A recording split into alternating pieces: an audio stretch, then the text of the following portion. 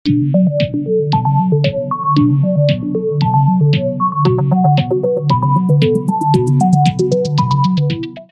నా ఇల్లేగా, మా ఇంట్లోనే ఉన్నాను, హైదరాబాద్లో ఉన్నాను.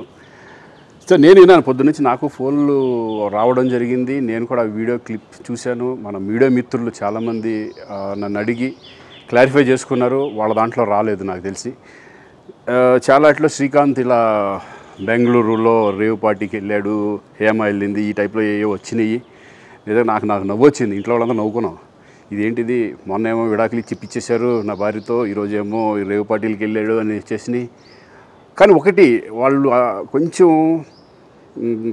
తొందరపడ్డంలో ఇది లేదనిపించింది. ఎందుకంటే వాడెవడో, అతను ఎవరో కానీ కొంచెం నాలాగా ఉన్నాడు. వాడు కొంచెం ఇలా కప్పుకొని, అది గెడ్డం ఉంది, బట్ ఇప్పుడు గెడ్డం నాకు లేదు అని, బట్ గెడ్డంతో నేను షాక్ అయ్యాను. ఇదేంటిది నాలాగా ఉన్నాడు ఏంటి అని నేనే షాక్ అయ్యాను. సో దయచేసి ఎవరు నమ్మొద్దు. ఎందుకంటే రేవ్ పార్టీలకి వెళ్ళే కల్చర్ నాది కాదు, పబ్ కల్చర్ మనిషిని కాదు నేను. ఒక్కోసారి బర్త్డే పార్టీలకి వెళ్తాము, ఒకవేళ తెలియకుండా ఏదైనా వెళ్ళినా ఒక హాఫ్ అన్ అవర్ నుండి వచ్చేస్తాం తప్పితే అటువంటి ఏమీ లేదు. రేవ్ పార్టీ ఎలా ఉంటుందో కూడా నాకు తెలియదు. సో దయచేసి ఎవ్వరూ ఈ విషయాన్ని నమ్మొద్దు. హ్యాపీగా నేను హైదరాబాద్లో ఉన్నాను, మా ఇంట్లోనే. ఇప్పుడు మా ఇంట్లో నుంచే నేను ఇది చేస్తున్నాను. సో దయచేసి మీడియా మిత్రులందరికీ కూడా నేను చెప్పేది ఏంటంటే, ఏ విషయం కరెక్ట్గా తెలుసుకోకుండా మీరు కూడా థంబ్నైల్స్ పెట్టేసేసి, నా బొమ్మ వేసేసి రేవ్ పార్టీలో పట్టుబడ్డ శ్రీకాంత్ ఈ టైప్లో వేస్తున్నారు. కాబట్టి దయచేసి ఎవరు నమ్మొద్దు.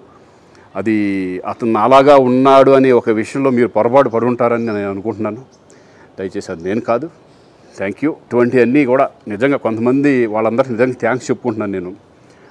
కొంతమంది మీడియా మిత్రులు నాకు డైరెక్ట్గా తెలుసు కాబట్టి, వాళ్ళ ఫ్రెండ్స్ లాగా నన్ను ఇచ్చేస్తారు కాబట్టి, వాళ్ళందరూ నన్ను డైరెక్ట్గా అడగడం, నేను చూసి ఇద్దరు నవ్వుకోవడం, వాళ్ళు వాళ్ళ దాంట్లో వేయకుండా చూశారు కొంతమంది. వాళ్ళందరూ కూడా నేను థ్యాంక్స్ చెప్పుకుంటున్నాను. దయచేసి ఇవన్నీ నమ్మొద్దు.